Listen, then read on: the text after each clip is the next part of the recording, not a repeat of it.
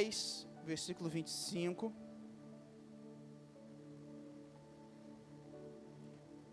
Lucas 10, 25. É uma parábola bem conhecida, por sinal.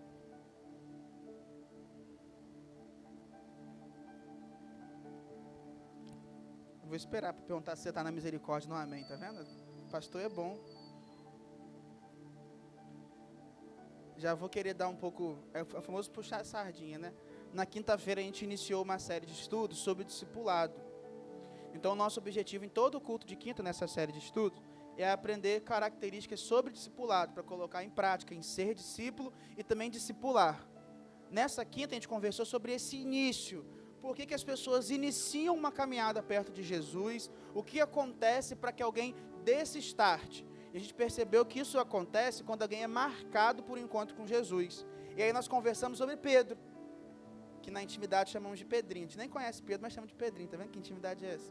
Então, como que foi a mudança de vida dele para ele largar tudo e seguir Jesus? E hoje nós vamos continuar falando um pouco sobre esse vida na vida, entregar a vida na vida de alguém. Mas eu queria que a gente pensasse um pouco, e aí eu vou, geralmente eu falo um pouco antes, depois eu entro no texto. Mas eu acho que o próprio texto vai nos trazer a questão de hoje. Você achou aí? Amém? Misericórdia para alguém? Quem tiver a misericórdia vai aqui, a misericórdia está aqui na projeção. Então, acompanha comigo, eu vou falando, você vai acompanhando, mas havia um homem que ele era conhecido como intérprete da lei.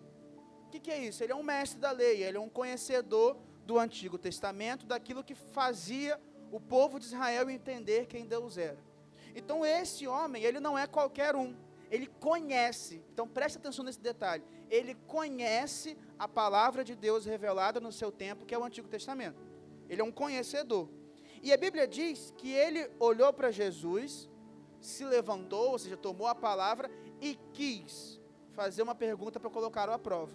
Então ele não faz uma pergunta aleatória, ele quer questionar Jesus e ver se Jesus responde. E aí ele vai e fala assim: mestre, o que eu posso fazer para herdar a vida eterna?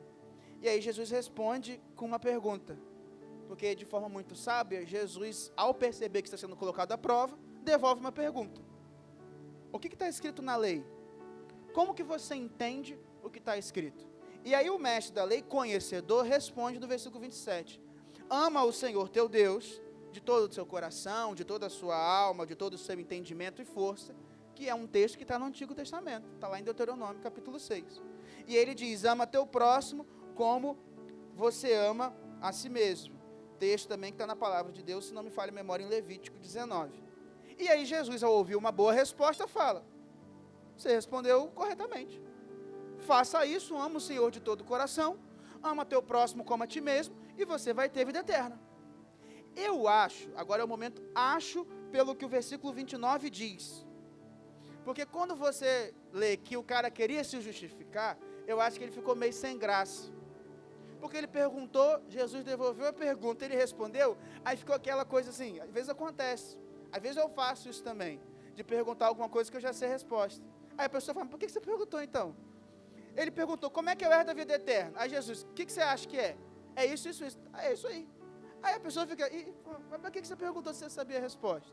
Então ele acha que ficou meio, sabe, meio sem graça colocar Jesus à prova. E aí ele faz uma outra ótima pergunta. Não que a primeira seja ruim, mas a segunda pergunta dele é muito boa. Porque ele pergunta assim, e quem é meu próximo?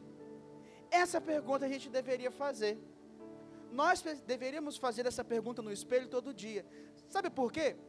Porque se disso depende a minha vida eterna, talvez quem Deus é você conhece. Sabe? Quem é o Deus da igreja? É Jesus. Você vai ler a Bíblia sobre Jesus, sobre Deus, Espírito Santo. Então, esse lado de entregar a vida a um Deus conhecido, você pode não ter entregue ainda tudo. Você pode estar nesse processo. Mas você sabe, Jesus é conhecido. Agora, quem é meu próximo é uma ótima pergunta. Pensa, se aquilo que responde a quem entregou a vida ao Senhor é amar ao próximo, se eu não estiver amando ao próximo, significa que alguma coisa está acontecendo nesse processo. de entregar a vida ao Senhor. E se só herdarão a vida eterna aqueles que de fato são do Senhor, eu preciso entender sobre essa dinâmica com o próximo. E aí Jesus responde numa história conhecida. O nosso objetivo aqui é sermos tão obedientes e tão sensatos quanto esse homem, que pelo motivo errado fez uma ótima pergunta. Quem é meu próximo? Quem é a pessoa que precisa ser alvo de um amor tão intenso quanto eu gostaria de ser amado? Então o objetivo é que a gente termine esse momento de meditação e antes mesmo de celebrar a ceia do Senhor, é pensar no próximo. E eu já quero dizer de antemão, antes de contar a história, que talvez esteja faltando isso na sociedade e também naqueles que se dizem igreja. E eu não falo sobre a cura, não aponto o dedo de ninguém, eu apenas trago uma reflexão. E isso pode acontecer com quem tem muito conhecimento.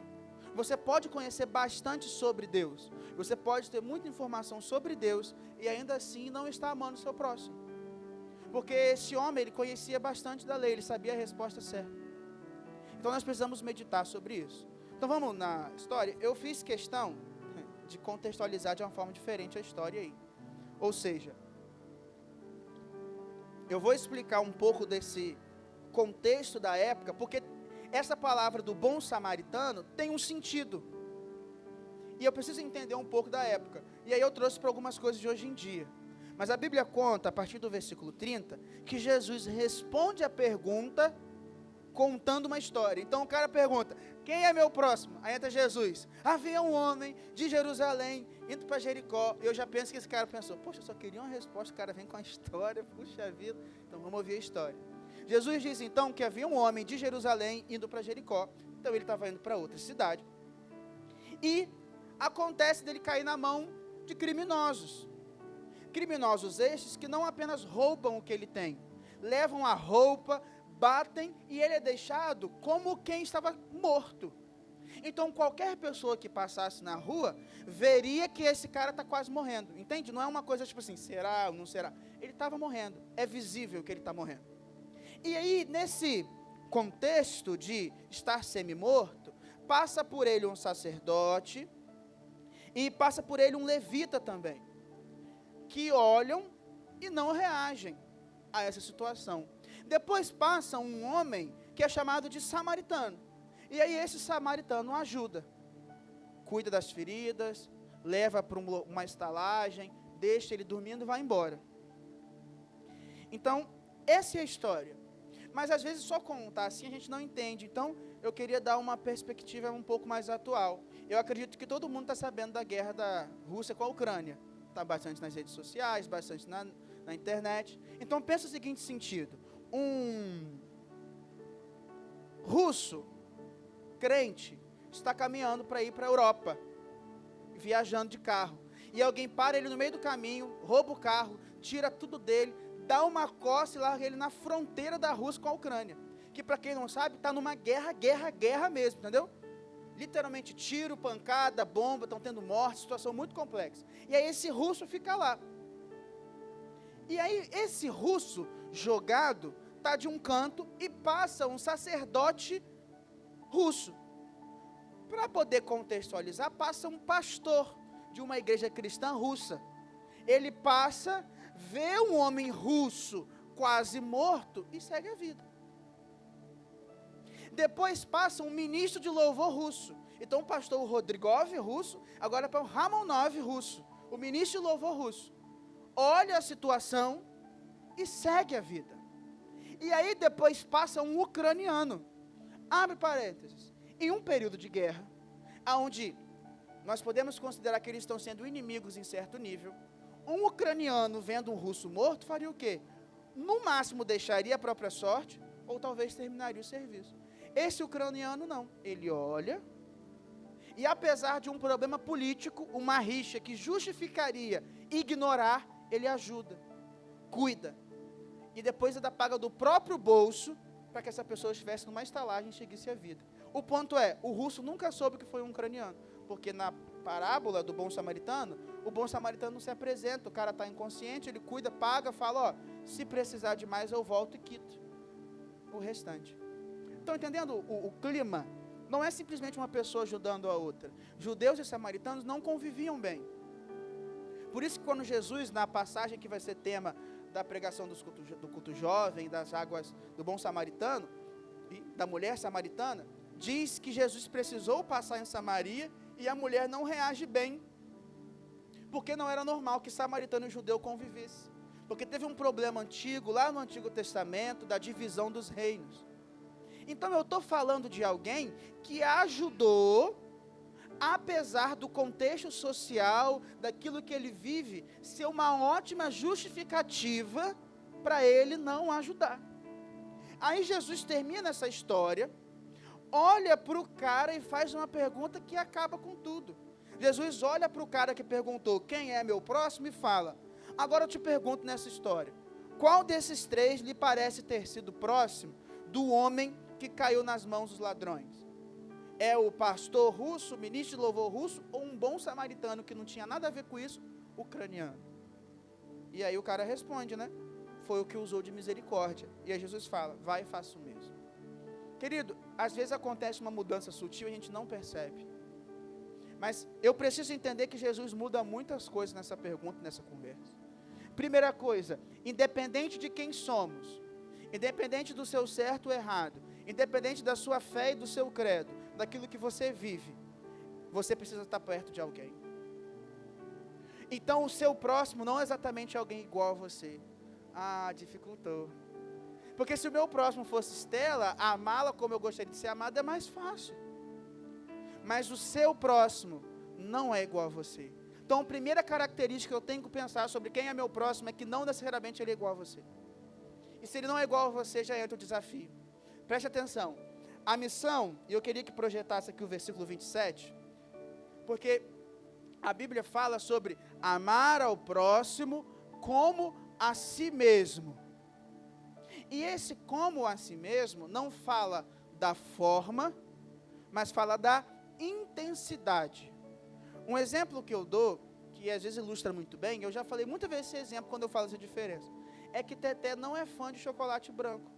Estela não é fã de chocolate branco. Eu gosto. Então, eu não posso dizer que eu amo Estela como a mim mesmo, dando chocolate branco, porque isso seria o que eu gostaria de receber. Não.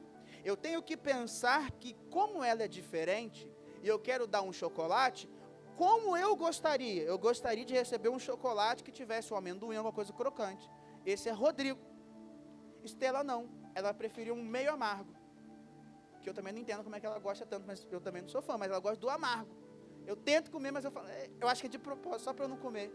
Então, ela gosta do amargo. Então, o que eu faço? Presenteio com o amargo.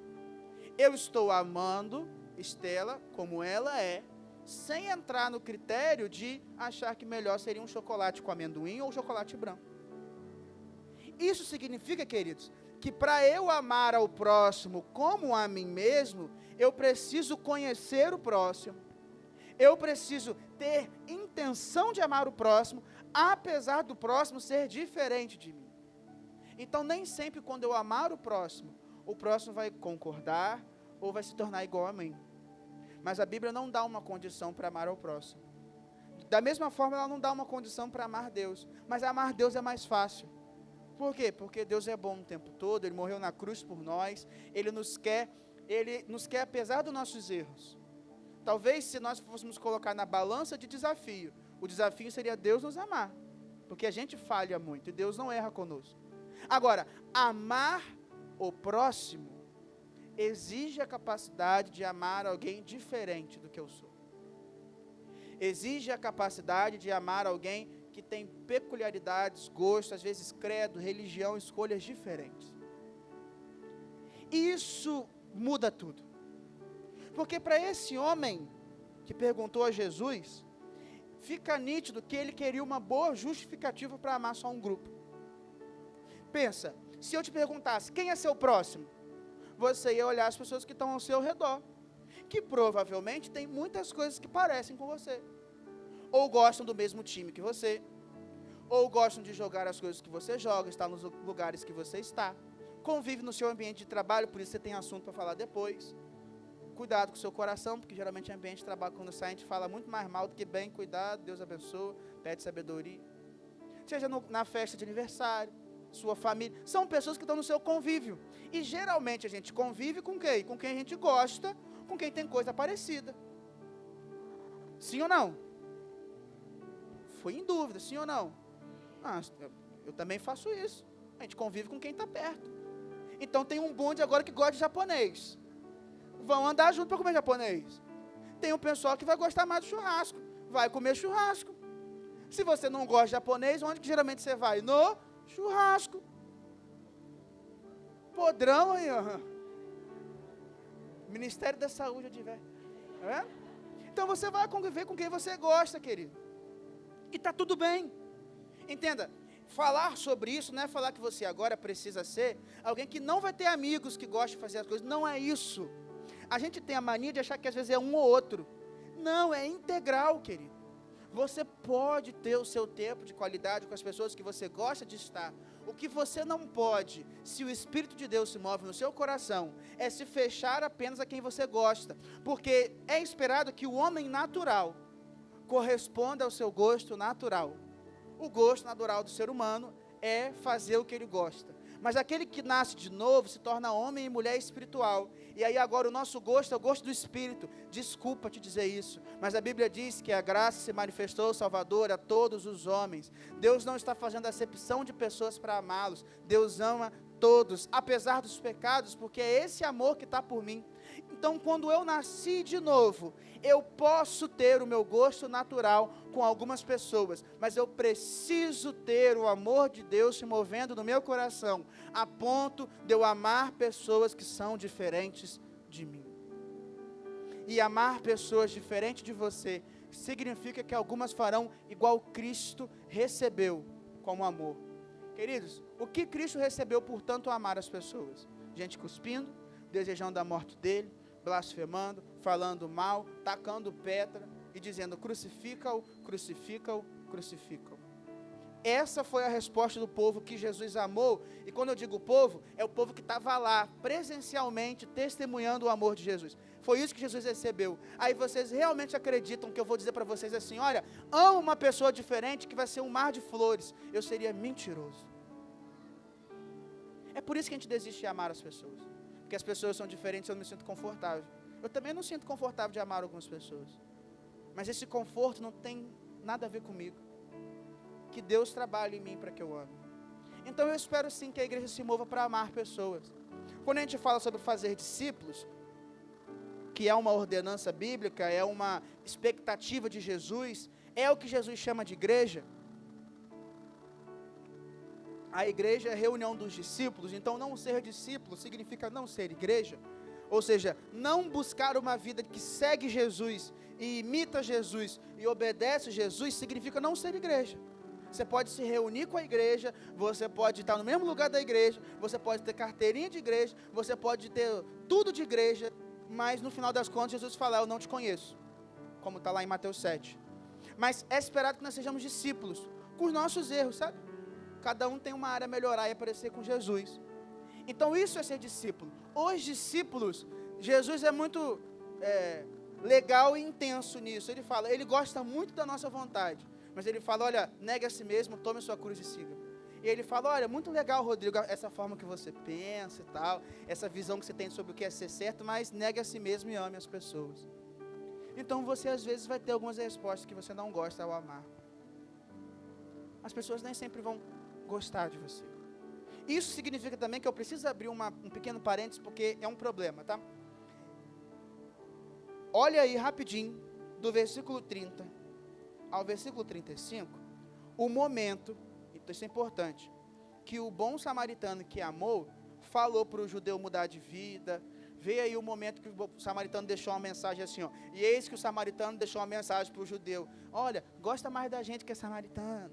Vê se tem alguma coisa assim, olha, hashtag ou PS samaritano. Vê se tem algum momento que o samaritano pediu alguma coisa em troca. Vê se tem assim, ó, no último versículo, ó, cuida desse homem, o que se ele gastar algo, farei reembolso, mas cobra dele.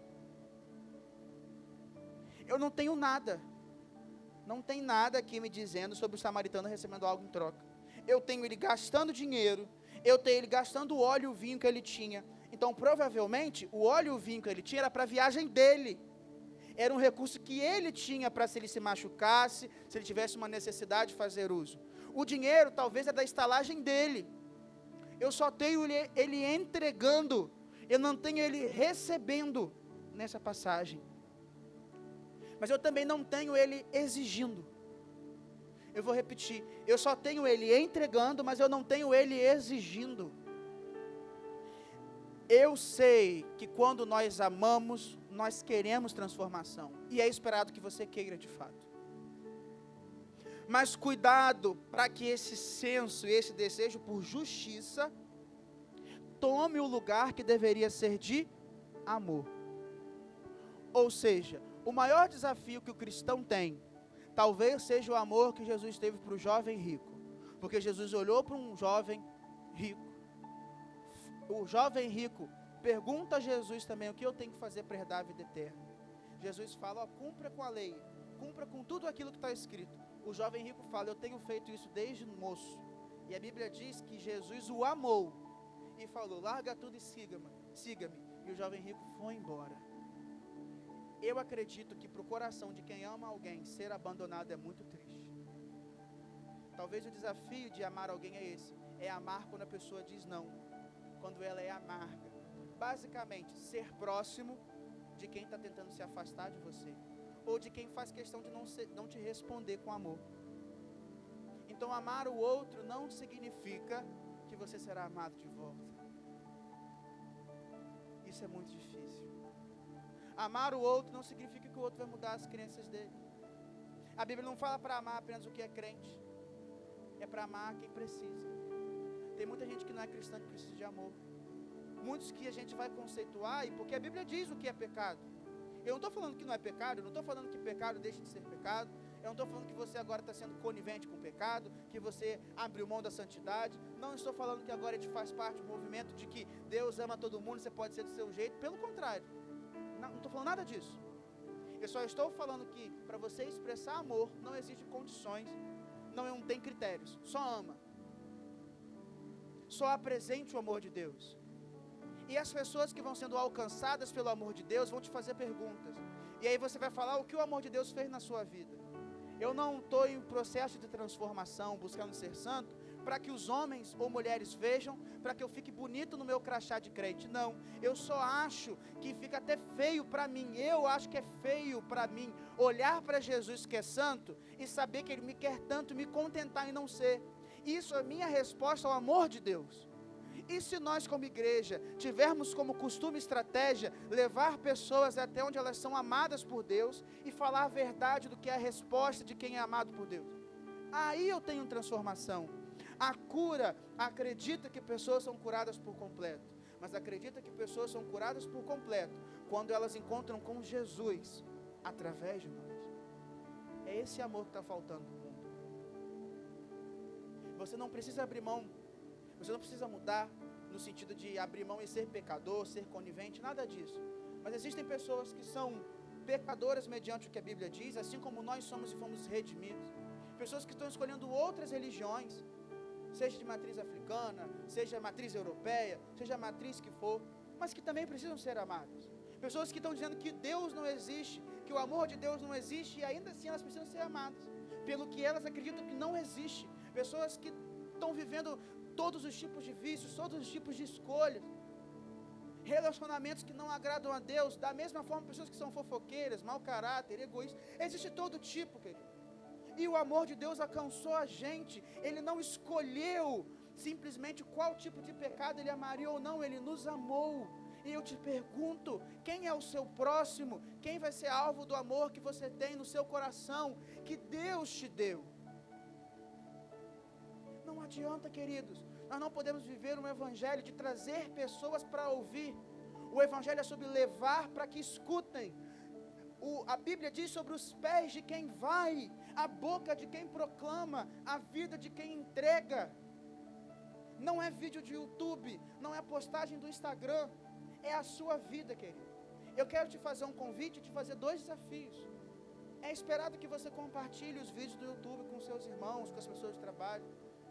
Toda vez que você compartilha um vídeo do nosso canal, você está ajudando que mais pessoas recebam da palavra, conheçam a igreja, queiram participar. Ajuda a própria equipe do Connect a, produzindo bons conteúdos, chegar. Mesma coisa com as postagens do Instagram, que você pode curtir, compartilhar. Quando você faz isso, às vezes você não pode nem gostar. E tudo bem se você não gostar de uma postagem, é sobre o reino, então não é sobre nós. Curte para ajudar. Nós somos 60, tem que ter 60 curtidas. Ah, pastor, nem tem Instagram. Cria um Instagram para curtir e ajudar a sua igreja a compartilhar o evangelho.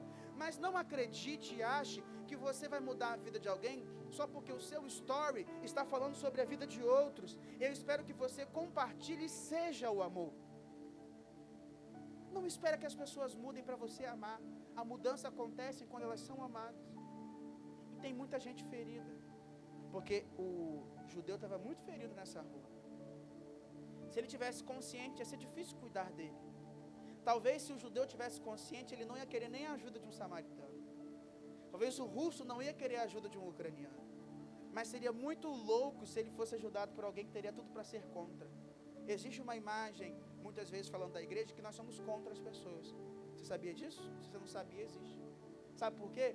Porque às vezes nós somos chamados dos perfeitos.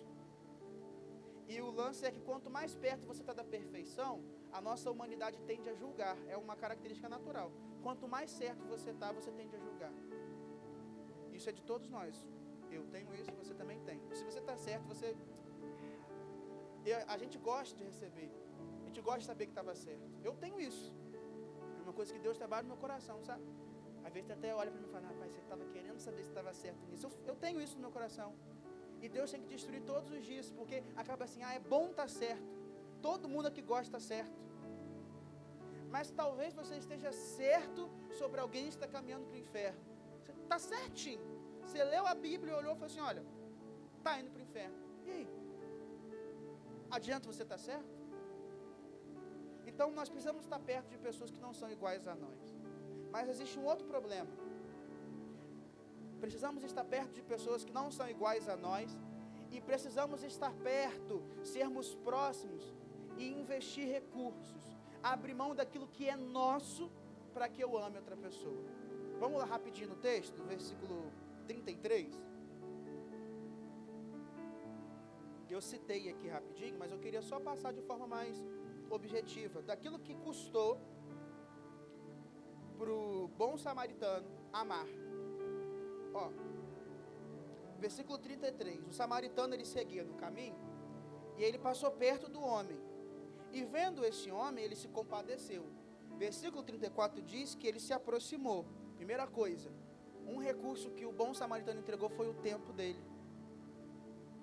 Ele tinha algum compromisso, porque assim, geralmente quem está numa estrada, está indo para algum lugar.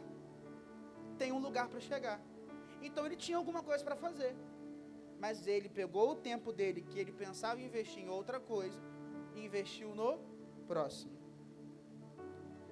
A Bíblia também diz que ele usou e do cuidado e usou óleo e vinho, recursos que ele tinha para ele. A Bíblia também vai dizer, se você continuar aqui, que ele usa o próprio animal, o próprio meio de transporte para conduzir esse homem. E talvez, querido, ele tenha andado com os próprios pés para que o homem tivesse... Porque pensa, é um homem inconsciente, todo machucado, que ia estar em cima de um cavalinho, de um jumento. Então talvez ele pegou, colocou o homem e foi conduzindo, gastando o esforço das próprias pernas.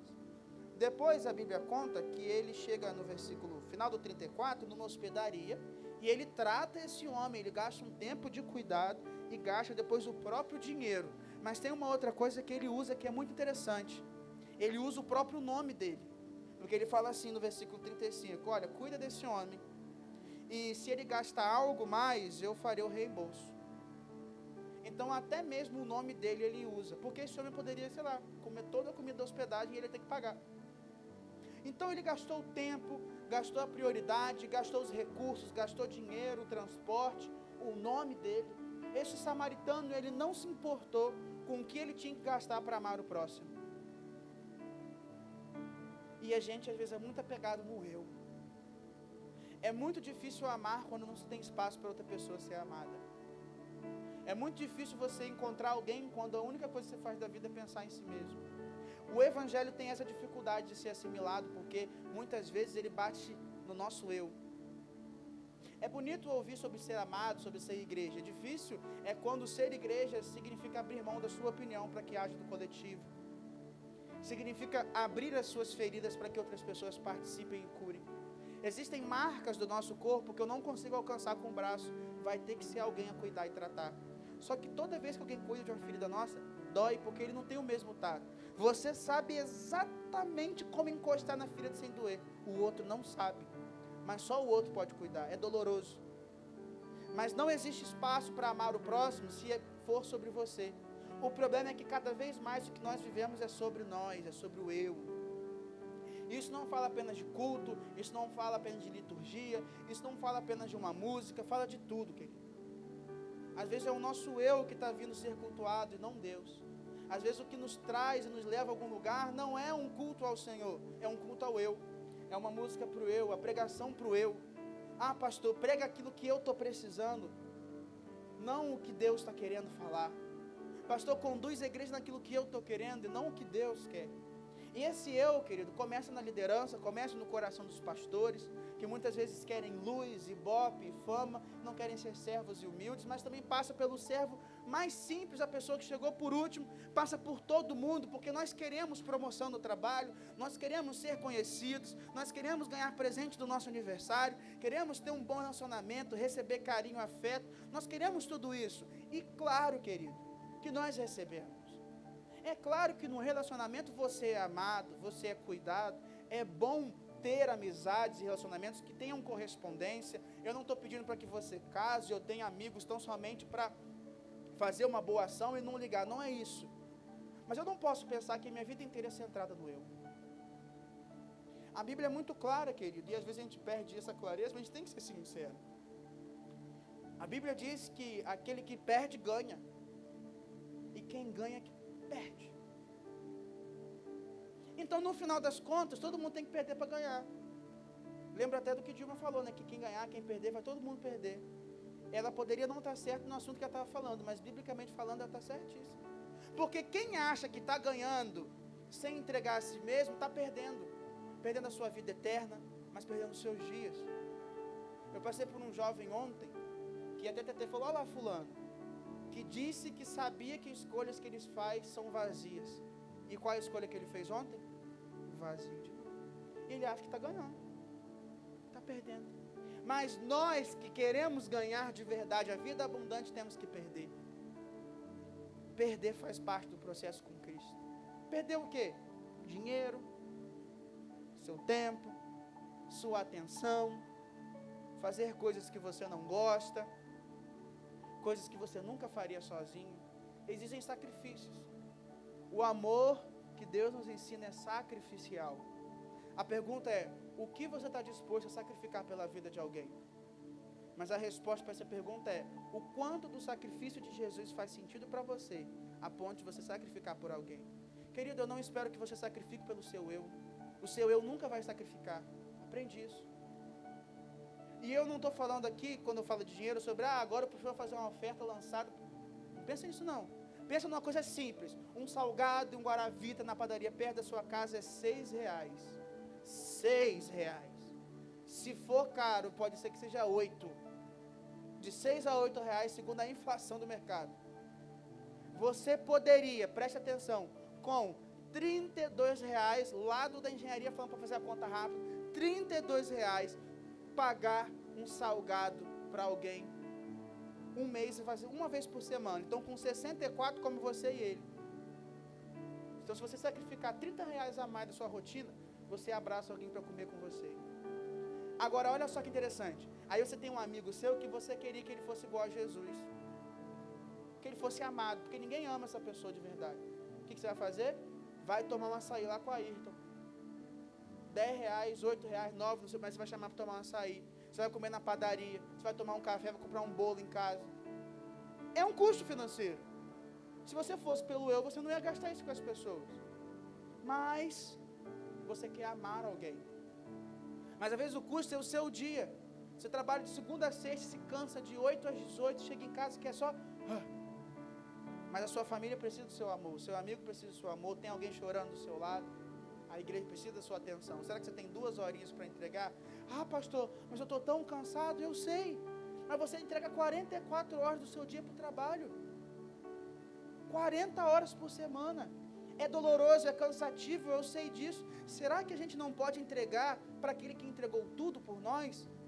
Sem ganhar dinheiro nenhum em troca, talvez sendo humilhado, talvez você dedicou uma semana, você trabalhou sábado, trabalhou domingo de manhã, de tarde você chamou alguém para levar, ele ainda vai ser ingrato, falar que o salgado é ruim, o açaí, não, se for de aí, ele não vai falar que o açaí não é bom. Então uma outra açaí, ele vai falar que não é bom, vai falar, nossa, não queria ver esse filme, não queria estar com você, ele vai te desprezar, ele não vai gostar, ele não vai mudar de vida naquele dia, ele vai ficar 1 ano sem querer ser cristão, e você está entregando toda semana alguma coisa por ele, e ele não responde. Querido, acontece. Eu lembro uma vez que eu fui numa congregação pequena, que eu fui domingo, viajei às 5 da tarde, fui para lá, ministrei o louvor, fiz um estudo com as crianças, ninguém me respeitou, todas as crianças pularam, Caio, sabe onde eu estou falando, pularam para tudo que é lado, foram para tudo que é canto, ninguém me ouviu. Olha, eu me senti, sabe, meu Deus, para que eu estou fazendo isso tudo? Saio 5 da tarde, chego 9h30 da noite, domingo, podia estar na igreja, podia estar com os jovens, com a igreja, onde é bom para mim. Aí eu queria ler o texto que Deus falou no meu coração. Texto conhecido, 1 Coríntios 15, versículo 58. Aí depois a gente volta no Samaritano para terminar. Aqui virou assim, deu ruim a minha oração esse texto. Seja o que for, sabe? Seja quando eu estou super cansado, falando, meu Deus do céu, eu não consigo nem mexer mais, gente, pós-cura campus. Meu Deus do céu. Aquele sábado, quando acabou, eu estava assim, olha, amanhã eu só sou pastor a partir de meio-dia. Falei com Júlia, no caso não é Júlia, é Julinha aqui não. Falei com Júlia, ó, só depois de meio-dia que eu sou pastor, tá? Até meio-dia me deixa dormir, pelo amor de Deus. Esse texto falou no meu coração nesse dia. Que isso, hein? Pai, claro. Portanto, meus amados irmãos, e aqui já me quebrou, porque Paulo trata os irmãos como o quê? Amados. Ele fala, vocês são família comigo, e vocês têm amor sobre vocês. Se ninguém te ama, lembra, vocês são amados pela sua igreja. Ninguém te ama lá fora, pode acontecer, corre aqui para dentro. O pastor te ama, a liderança te ama, os irmãos te amam. Essa igreja ama com muita facilidade. E olha que nem sempre a gente vai concordar um com o outro, não, tá tudo bem, tá? Eu já disse uma vez, mas aqueles prédios antigos, aqueles castelos antigos, eram feitos com pedras irregulares, elas se uniam por um propósito. Portanto, meus amados irmãos, sejam firmes, constantes, sempre abundantes na obra do Senhor, sabendo que no Senhor, o trabalho de vocês não é vão. 1 ano, toda semana, chamando alguém para tomar um café, comer um salgado, para que ele conheça Jesus, não é vão. Amar alguém não é vão. Dedicar a sua vida e ser cuspido, humilhado, crucificado por muitos, sendo julgado no seu trabalho, não é vão. Os discípulos, isso é loucura, eles comemoravam quando eram insultados e perseguidos por amar Jesus. Sabe por quê? Porque quando isso acontecia, não é que eles queriam apanhar. Às vezes a gente lê e fala, não, esses caras são malucos, eles querem apanhar, vai pro UFC. Mas é porque quando o mundo ignorava, ameaçava e repudiava, eles lembravam que amor ao mundo é inimizade com Deus. Mas ter inimizade com o mundo, e não é com as pessoas, é com o que o mundo representa, é amar o Senhor. Quando aquilo que eram trevas iam contra a luz, eles celebravam, porque quem estava avançando era a luz de Cristo, e eles não ligavam pelo preço. Queridos, discípulos morreram, todos eles, os 12 morreram mal. Só João morreu de velhice, mas não é que ele morreu bem, ele morreu isolado, cativo numa ilha. Eles foram decapitados, crucificados de cabeça para baixo, esfolados, espancados, eles pagaram um preço, os discípulos morriam para leões. A gente canta hoje, a perseguição não parou, os leões não pararam a igreja do Senhor, as pessoas morriam, eles não estavam ligando se a rede social deles era careta, se eles iam ter só 5 seguidores, se eles iam ser chamados de maluco por amar quem é inimigo no trabalho, eles não estavam ligando para isso. Eu não posso ligar para isso, querido. Não podemos, a gente não pode se contentar em amar só quem está aqui dentro. eu estou desonrando o que essa igreja na perspectiva de quem foi e pagou com a vida.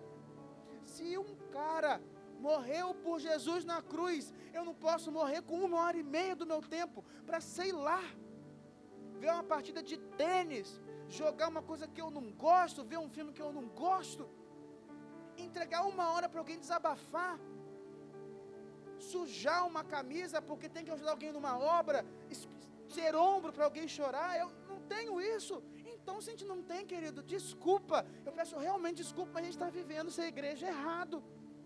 E quem está vivendo ser igreja errado, não vai viver o certo. E ser igreja errado é ser a noiva errado. Jesus só volta para uma noiva, que é a certa.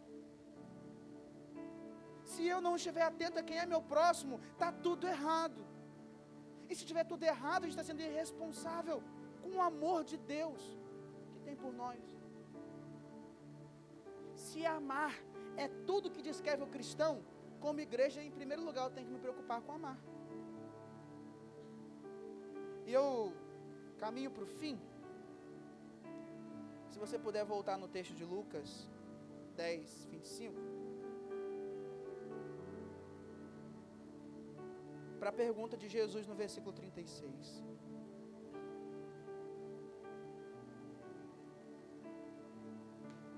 A pergunta que aqui, meu amigo, o homem estava inspirado. Aqui Jesus só toma. Não tem para onde fugir. Aqui ele ganhou.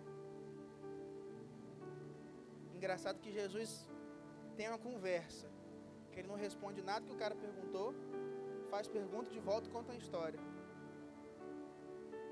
Do nada Jesus tem uma história, faz 2 perguntas, o cara entendeu, ele só dá uma afirmação no final e seguiu a vida. Eu acho que Jesus saiu, o cara não ficou assim, ó. O que aconteceu? Eu queria fazer uma pergunta, queria pôr a prova, ele me pôs a prova, eu estava certo, mas estava errado, sei o certo, fiz o errado, agora posso... O cara ficou assim, igual aquele meme para umas fórmulas assim, ele ficou com uma pergunta. Olha o que Jesus perguntou. Jesus contou toda uma história para responder a pergunta. O cara falou, quem é meu próximo? Querido, o natural é Jesus falar, seu próximo é quem se parece com você, seu próximo é quem é judeu também, quem torce para o mesmo time que você, quem joga a mesma coisa que você, come o que você come, esse é seu próximo, vai! Aí Jesus contou uma história e perguntou assim, nessa história que eu te contei, que tinha um sacerdote, um levita e um samaritano, quem foi próximo do homem que tinha caído nas mãos dos ladrões? O homem havia perguntado a Jesus, quem é meu próximo? Aí Jesus pergunta assim, ó, quem foi próximo de quem precisa? O judeu perguntou sobre a salvação dele, para ele herdar a vida eterna. O que eu tenho que fazer para eu herdar a vida eterna? Aí o Jesus falou, o que você acha? Ele respondeu, falou, quem é meu próximo? Porque ó, eu quero saber quem é o meu próximo, para que eu possa garantir a minha vida eterna. Me dá a classificação que eu farei. Por quê? Porque eu quero a vida eterna. E aí nesse processo, Jesus fala assim, mas quem foi próximo de quem está precisando?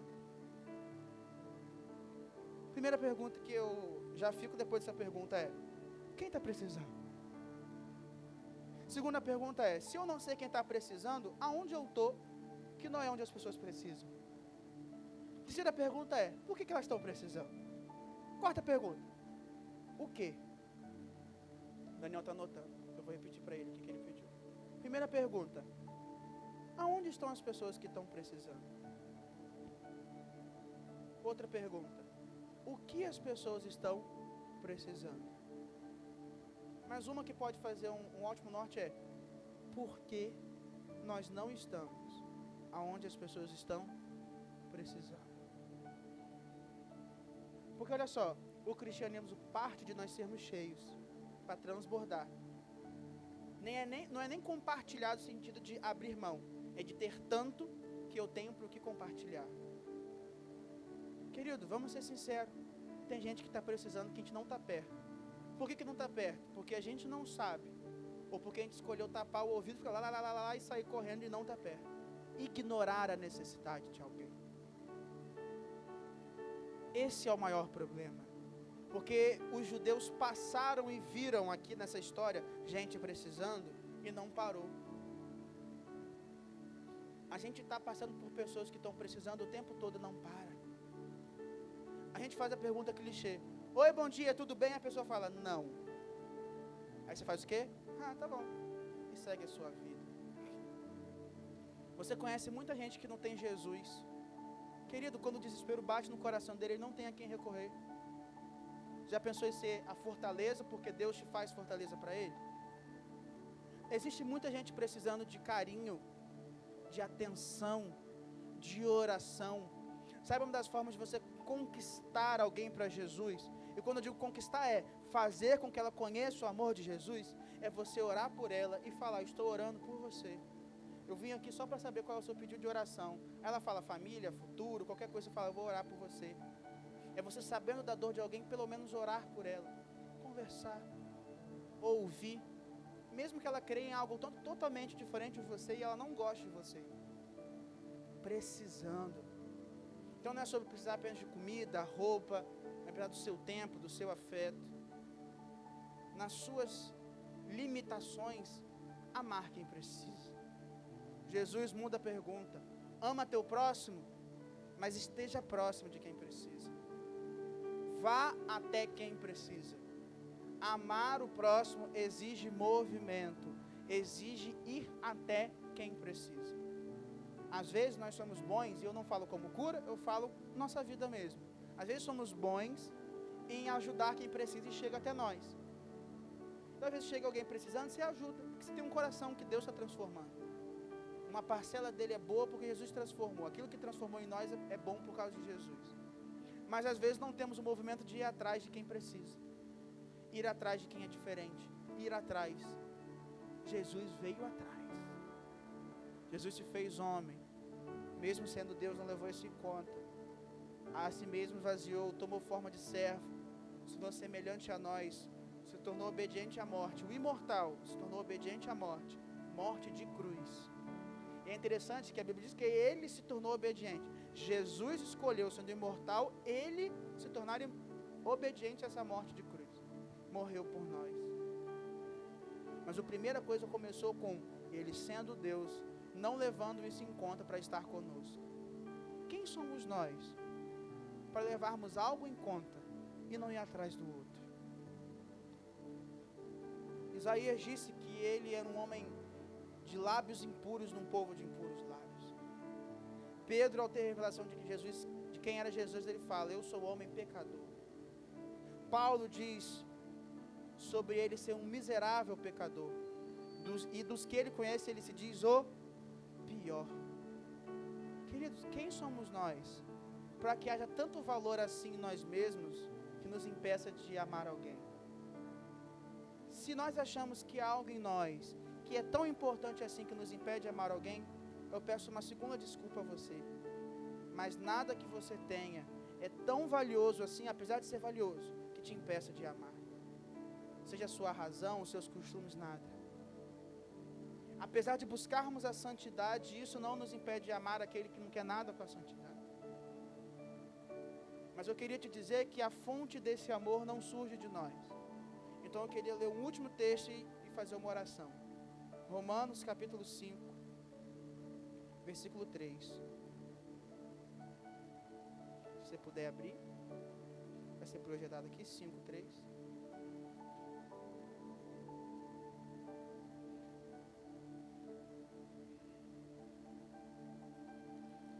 Esse texto, Paulo vai contando um pouco, né? Ele está numa narrativa, e ele faz uma sequência que é conhecida. Ele fala que ele e a igreja se gloria, ou seja, glorifica e celebra ao Senhor pelas tribulações que passam pelo nome dele.